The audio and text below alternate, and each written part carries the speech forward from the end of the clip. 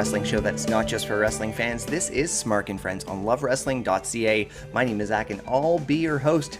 If you're a longtime listener or viewer of the show, then you know that I have a bit of a philosophy when it comes to welcoming uninitiated fans to the world of wrestling. You either got to show them something with a lot of high spots, like a cruiserweight multi-man melee, you got to show them a car crash like Mick Foley getting thrown off of a Hell in a Cell, or you have to show them something really funny. And the latter is exactly what we're talking about today, because I'm welcoming Nick Gossert, the promoter of Lucha Libre and Laughs out of Denver, Colorado. And as you can tell by the name of this promotion, it's all about bringing the worlds of pro wrestling and comedy together. We're going to jump right into that conversation, but first I got to thank the good people who keep the lights on here at Love Wrestling. Of course, manscaped.com, because support for Love Wrestling is brought to you by Manscaped, who is the best in men's below-the-waist grooming champions of the world. Manscaped offers precision engineering tools for your family jewels. They just launched their 4th-generation trimmer, the Lawnmower 4.0. So join the over 4 million men worldwide who trust Manscaped with this exclusive offer from us at Love Wrestling. Use our promo code Love Wrestling at manscaped.com, 20% off your order, free worldwide shipping. How cool is that? Manscaped.com, promo code Love Wrestling. Your balls will thank you. We are back with Nick Gossert right after this message.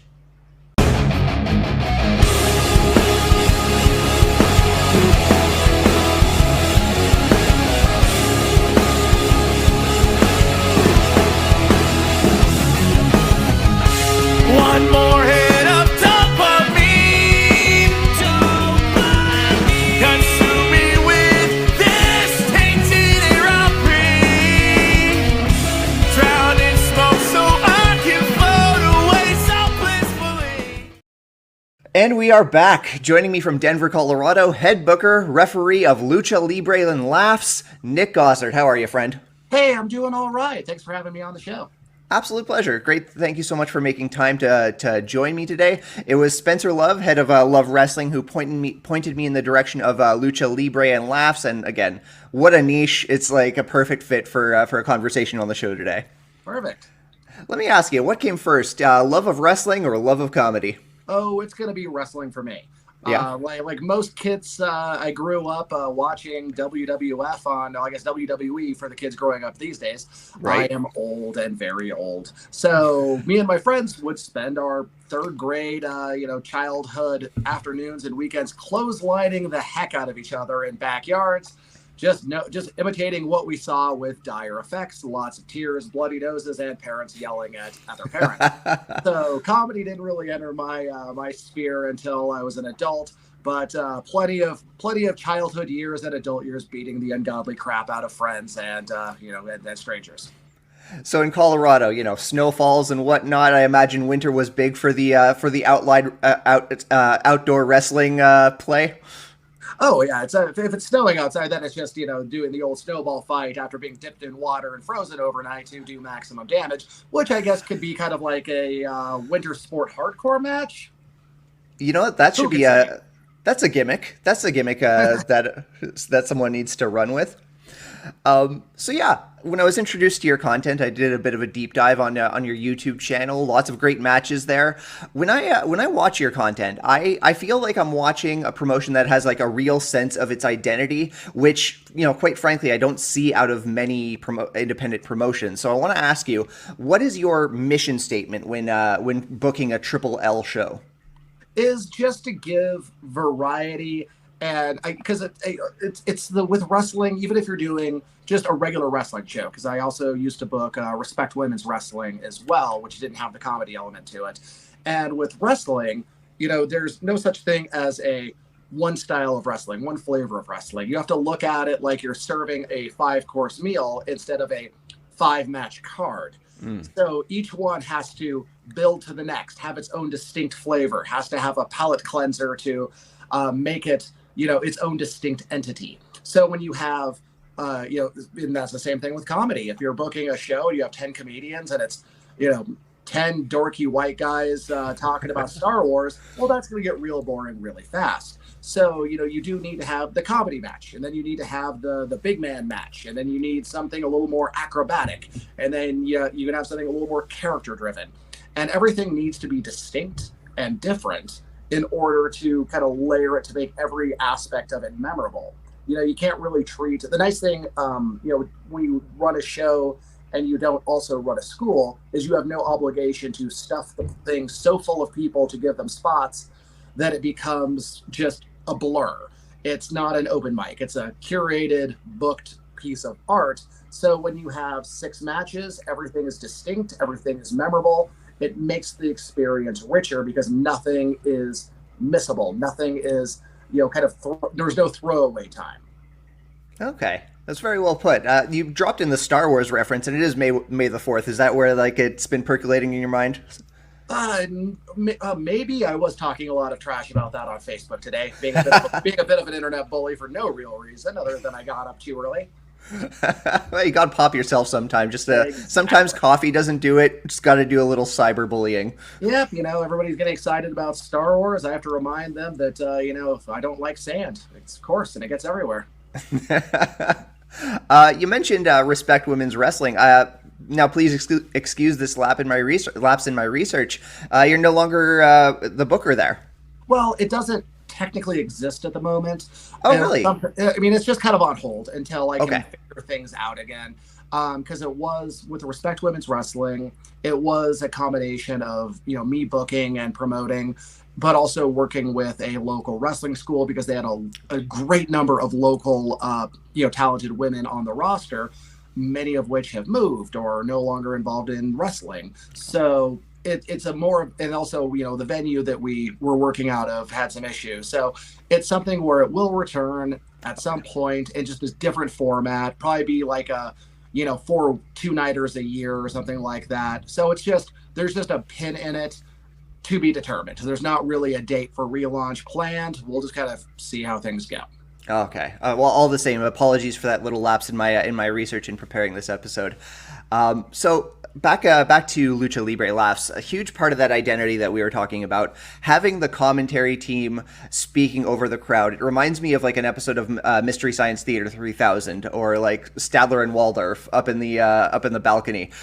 I just want to know, has there ever been an instance in which a wrestler overhearing this commentary just loses it? Do they corpse in the middle of a match? It has happened.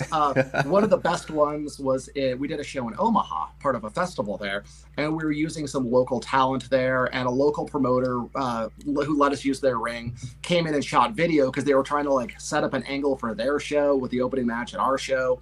The weird deals you make to get things done. Sure. And they were not prepared for Sam Talent and Nathan Lund, talking shit. And the guy kept the guy who was being the accompanying to ringside kept trying to run in, and Sam kept insulting him, and the guy just he was this big big tough guy, badass persona, and he was busting up. He was laughing so hard that when they edited that match together, they had to cut stuff out to keep it from looking like a silly goose. The Silly Goose Express was pulling through. I was out of all the people who have walked through your doors and whatnot, I've seen clips of course, people in your ring. I gotta wonder, has Abaddon ever corpsed? Oh boy, no, that is somebody who can very much keep character no matter what, which is absolutely admirable. I again, while I was researching the episode, I watched your early content, I watched some of your later stuff, and again, that firm sense of identity, just you seem to have had it from day one. But I'm wondering if there's any ways that Triple L has evolved in tangible ways over the years. Yeah, because it kind of came from, because I was loosely affiliated with a lot of the lucha shows here in town. I'd refereed a few. And then my friend Sam Talent and Nathan Lund wanted to bring wrestling to a comedy show as part of a festival here in town. And so I got a couple of matches involved. It was, it's kind of a small show, headlined by a pre-fame Ron Funches. It was a fun time, but it was one of those moments where it was okay, there's something here. There's something to this. I just need to ponder it for a while. And I'd been hosting an open mic at my friend's bar. He introduced me to a sponsor with Tecate and Dos Equis, who were willing to kind of get behind the first one. And I just kind of realized, okay, let's try this. And we thought it was going to be a fun one-off thing. We did it a little bit differently. It was, we had a surf band in the mix as well. So it'd be comedian, match, band. We dropped the band after the first one because the energy just didn't match properly. But yeah, we did the first one. I don't think anybody outside of my brain knew what was going to happen until it happened. And I thought it was going to be this fun thing. We do it once, we go on with our lives. It did well. We decided to try it again without the music at that point, and again and again and again. And now it's the albatross around my neck from which I will never escape. And the tweaks have been very small, because like I said, we dropped the music after the first one, and then for a while it was 5 comics, 5 matches. Then it was 5 matches, 4 comics, and now we kind of have a little bit better of an action-packed show by doing 3 comedians and 6 matches, and that's really, I feel, been the most fine-tuning that's needed to happen. Right on, right on. One wrestling talent I actually wanted to pick your brain about is your current Triple L champion, Royce Isaacs, because I'm a big NWA fan. That's like a promotion I've been watching regularly ever since they brought Power back on over on YouTube. And Royce Isaacs was very straightforward shooter. Didn't realize he had such strong comedy chops. Oh, Royce can be hilarious. He is, he can be the most serious wrestler there is. Sure. He can also be a very fun person. He is very versatile. I feel like he is at his best when being exactly who he is. But, he has occasionally, had some silly spots. I don't know if you watched the tag match with him and Alligato versus Rochelle Riveter and Dasher Hatfield. But, there was a couple, fun spots in there. But, that's the nice thing with Triple L's. Wrestlers don't need to be comedy wrestlers. They can come in and be as serious as they get. And the comedians are the one that, turn it into what it is.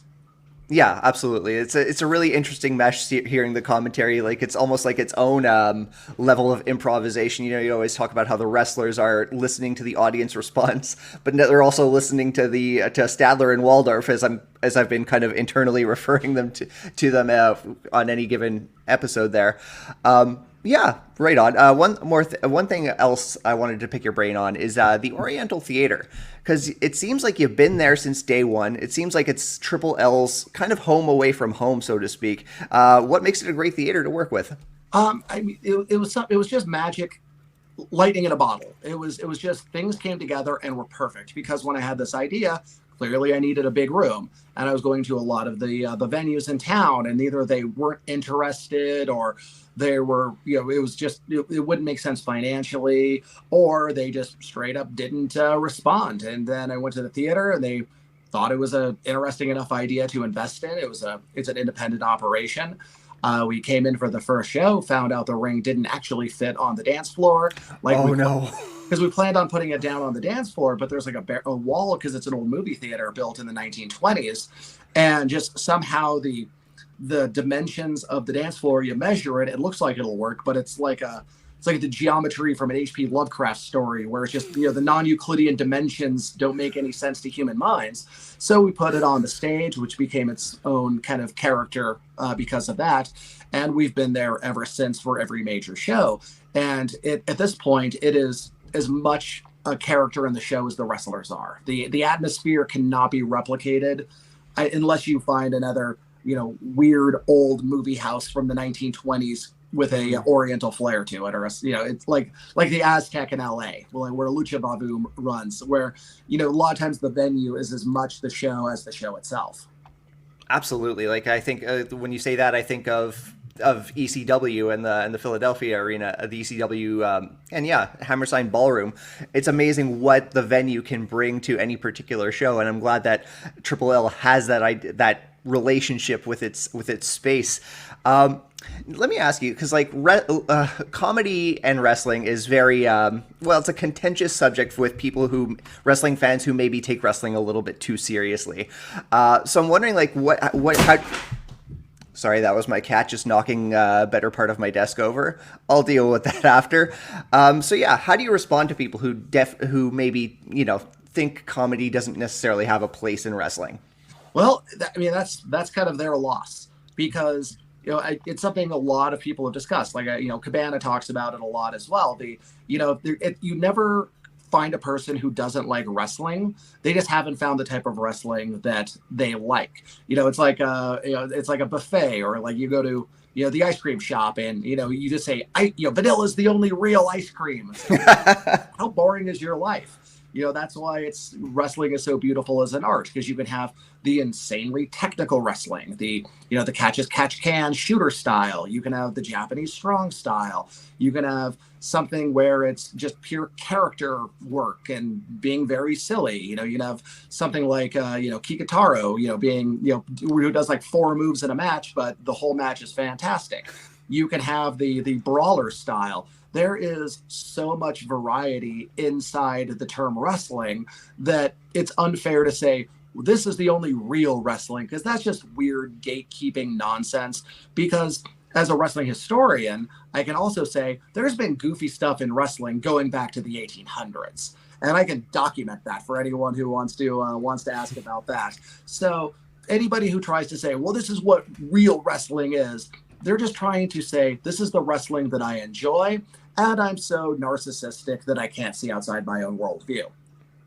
Have you ever incorporated any of that history like into a modern Triple L show, be it like, I don't know, archived footage or just like studying tape? No, I mean, look, one time I did make a poster for where I was like, oh man, we're at like 60 or 75 years of Lucha Libre and Laughs. Like, it's this long established show. And I made a poster where it was like hosted by Bob Hope with the Smothers Brothers as commentate. Oh no, it was Martin and Lewis on commentary. And I made this fake poster and put it up like it's this long established, long running show instead of at that point 3 or 4 years. But yeah, no, I have my own show, Pro Wrestling History Nerds, where I get to be a little more. Well, I guess we're still pretty silly, but I get to flex my history muscles over there. But with Triple L, I never want to make anything in jokes or things you need to do homework for. If anybody shows up to a Triple L and doesn't immediately understand what's happening, I have failed as a showrunner. Okay. If you mentioned all the other styles of wrestling, if Triple L hadn't been comedy, well, obviously you've dabbled in other forms of wrestling to book a show around with Respect Women's Wrestling and whatnot. But what other like types of wrestling would you be dabbling in if not for doing comedy wrestling? Well, I love technical grappling. I have a background in submission style, almost like Pancrase style submission wrestling. I have a purple belt in Brazilian Jiu-Jitsu. I had some MMA matches, and I love good technical, like catch style, Lancashire, world of sport style wrestling. You can see a match like, I remember watching one time, like Quackenbush versus Zack Sabre Jr., where you have a nonstop exchange of holds over the course of 20 minutes. Or, I love guys like Simon Grimm, whatever you want to call him. I had him versus Royce a few years ago, and that was just a technical masterpiece. So like that type of grappling is what I love. I've even done commentary for Shoot Pro Catch as Catch Can here in town, which is, competitive, like still, true catch wrestling. So that's what I love. But I also understand that that's not necessarily for everyone. So sometimes you have to spice it up with other things to get that crossover audience, because you're not always going to win the casual nightlife fan over with a nonstop back and forth exchange of leg locks. Absolutely. Like you kind of talked about how, the more passionate fans, I'm going to be diplomatic in that use of word, will be gatekeep when it comes to comedy wrestling. But it's flip side of the coin. Comedy wrestling kind of makes a good gateway into enjoying those more technical catch as catch can style matches. Exactly. I'm not the first person to say it, but hardcore, like the serious, cornet style nerds, they don't understand that a person will fall in love with wrestling watching a 5-minute clip of something ridiculous than that hour-long Broadway of Flair and Steamboat that you put on, hoping that will somehow convert them. Those are the deep dives. Those are for those of us who get super into it. You want to make somebody who doesn't think they like wrestling, show them something with, Cabana or Kikutaro or, something along those lines, some sort of an Orange Cassidy match, something that is just like, wait, what am I watching? This is wrestling? I didn't know I liked wrestling. That's how you get people, because If you're just going for the hardcore fans, you are not going to sell that many tickets unless you are in some very key areas. So, it's like if you go to a place like, PWG or Lucha Libre and Laughs or First Wrestling up in Minneapolis, the fun shows are going to be 25-30% hardcore wrestling fans, but everybody else is just people looking for the nightlife party that night. You have to have the people coming in who are just like, oh, I hear this is just the crazy party to be at, and they're here to see something fun and weird and different, and they're going to walk out going, I didn't know I was going to love a wrestling show, but here we are. Right on. Oh man, I knew we were going to get along, man. You've echoed things I've said for many a year. Like on Smark and Friends, this whole show started as me welcoming uninitiated wrestling fans and sharing ridiculous matches with them. I'm not going to show them Austin versus Hart. I'm not going to show them, like Kurt Angle's finest matches. I'm going to show them Judy Bagwell on a forklift and things like that. That's what gets them in the door. I couldn't agree more. What are some of your dream comedy, some of your favorite comedy matches outside of a Triple L ring? That I haven't booked? Oh, that's a tough one. Pretty much anything with Orange Cassidy, Cabana, guys like that who just are able to go, I'm going to do this. Because you watch a guy like Orange Cassidy, who is one of the most athletic human beings in the wrestling world, who figured out, wait a minute, I don't really have to do a whole lot. I just put my hands in my pockets and be chill. And so you'll have guys like that where no matter where they go, they're going to make fans because what they're doing is bananas. It's different. It's weird. It's anti-wrestling, inside wrestling, if you will. And unfortunately, like a lot of the very fun shows,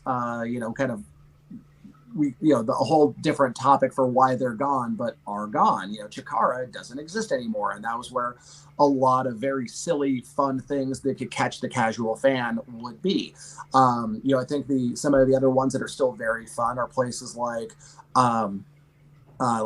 First Wrestling is my other, favorite promotion. Eric Hammond shows up there. He made a mistake of letting me referee one show, and bless his little heart. But yeah, it's, you would always tell the people who are fun the people who are fun to be around are the ones that are going to give you a fun show. When the thought process is, I'm going to make this a party and everybody's going to have fun and everybody's going to boo and cheer, and they don't have to know who any of these people are. I remember years ago I booked, it was Anaya versus Mike Seidel versus Keith Lee. Nobody, there was 15 people in that room who knew who Keith Lee was. So they were just chanting Limitless because that's the word they remembered. They didn't remember his name. That was just their immediate reaction. So outside of my own show, those are the type of things I look for. Not we're going to book a very serious, 12 show feud. It's what can I pick up that looks like it's going to be a lot of fun. And then, that'll hook me into it. So I don't have a whole lot of specifics, but that's kind of my my grasp on things. You've mentioned Colt, Orange Cassidy, Keith Lee, an amazing roster have stepped into a Triple L ring. Who's a dream talent that you want to come in and just get the audience on their feet and laughing? There's not pretty much if I want somebody, I find a way to make it happen. I've got a good reputation at this point because, I have been very lucky with the people that I book, or unlucky because, I tend to lose them to bigger shows where it's like, oh, I finally got Keith Lee in rotation, signed. Shotzi Blackheart was becoming a regular in Denver because of me, and then signed. Blessed, I'm glad she's where she is. I don't want her anywhere else. But I tend to find the people that I want to work with. Like right now, I'm happy that Effie loves my show, so I get to have him on as regularly as his schedule allows. Because the first time we had him, we made him a surprise, and I hung out with him a little bit at this GCW show up in Wyoming, and we talked about the business for a bit, he was just like, okay, I'm glad we got to hang out, because when you wanted me for a surprise, I was worried you were some doofus spending his day job paycheck on a bad show. It's like, nope, I pay taxes on this. So let's even not tell your friends in town so they freak out. And so, so it's just, I do tend to use the same people as much as I can and as much as I'm capable of doing it, and then, so I really don't have those this would be my dream thing, because I'm constantly putting together my dream lineups. You mentioned Effie. If I'm not mistaken, I think I saw him on the poster for Day Drinking Demolition coming up May 22nd, a free show. Is that right? He's going to be on our anniversary show, which is June 24th. Excuse me. Oh, no problem. I mean, I'm going to resent you forever for that mistake. I will never, ever forgive you. But understandable, we do have multiple shows coming up. The posters do look a little bit the same. But yeah, we do have a free show coming up. And then our 9-year anniversary show is in June, in which Effie will be there. Edith Surreal will be defending her title. A lot of other cool people that'll be coming down and doing the throws and the punches and the yells. Beautiful. Again, I've been doing a lot of research. I wanted to make sure I had this episode right, but then I just end up conflating two posters. I deserve the resentment. I will learn to. I won't sleep well tonight. I want you to know that. That's all I want. So long as this eats you up inside, I'm happy. I promise. It'll be the thing I remember years from now. It's like that time I screwed up the posters in my mind. Nick Gossert, thank you so much for taking the time to speak with me here on Smark Friends on Love Wrestling. Before I let you go, please take the time to let the audience know where to follow you on social media and all that good stuff related to Triple L. Just the 3 words, Lucha Libre and Laughs. That's how we are on Facebook. That's how we are on Twitter, Instagram. We have amazing photographs. I post as many matches as I can. Our YouTube channel is very active and very deep in match quality and quantity. So Lucha Libre and Laughs, you'll find us pretty much everywhere under those names. That name. I blew it. See, this is the place where everyone screws up a little bit. We'll all just regret ourselves at the end of it. That's what we aim for here on my show. All right. Thank you so much, Nick. Thank you.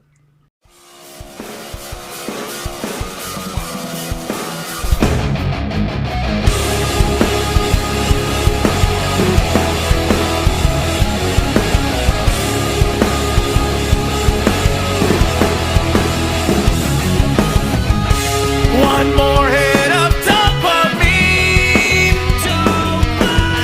consume me with this tainted air I breathe.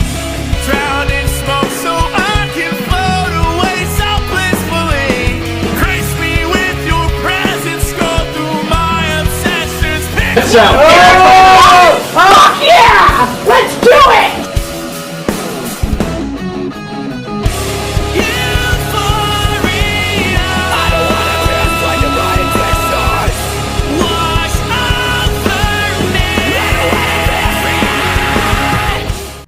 Additional support for Love Wrestling is brought to you by RK Athletics. If you're in the Edmonton area, Rich King is the person to speak to about your personal fitness goals. Head over to rkathletics.ca, fill out that little form in the contact sheet, let him know what exactly your personal fitness goals are, and he's going to help you start pursuing them today. And if you're not in the Edmonton area, that's okay too, because you can follow him on Instagram or on Twitter, and he's always posting these really dynamic workouts that I myself use as well. It's RK Athletics one on Twitter and on Instagram. Start chasing your dreams with RK Athletics. Nick Gossert of Lucha Libre and Laughs, thanks so much for taking the time to speak with me on today's episode of Smark and Friends. Once again, wrestling fans, if you haven't checked out Lucha Libre and Laughs, you are doing yourself a disservice. You really got to check out their YouTube channel. They've got a wealth of amazing matches featuring the likes of Colt Cabana, Orange Cassidy, Royce Isaacs, you name it, some great performers. And again, the commentary track, reading like Stadler and Waldorf, shouting it from the balconies is just... I was smiling ear to ear as I was doing my research for this episode. Cannot recommend their content enough. Check it out, Lucha Libre and Laughs. Sure enough, the link to their YouTube channel and their social media channels is going to be in the episode description just below, whether you're listening or watching us on video. If you like what you heard, please follow me on social media. I'm SmarkMouth on Twitter. I'm Smark.mouth on Instagram, and you can follow the show at Smark and Friends on Twitter and on Facebook. And of course, you can follow at Love Wrestling CA on Facebook, Twitter, Instagram, and on TikTok. And if you really like what you heard, please head over to ratethispodcast.com/Love Wrestling CA. You're not just rating the Smark and Friends show, you're also rating Power Out, NXT, Spencer Love interviews between two beards, All Elite Sidecast. Actually, All Elite Sidecast is video exclusive only, so scratch that one. But all that other amazing content that I just listed is all being reviewed at ratethispodcast.com/Love Wrestling CA. Thanks so much for catching our conversation with Nick Gossert. We're going to be back next week. Till then, friends.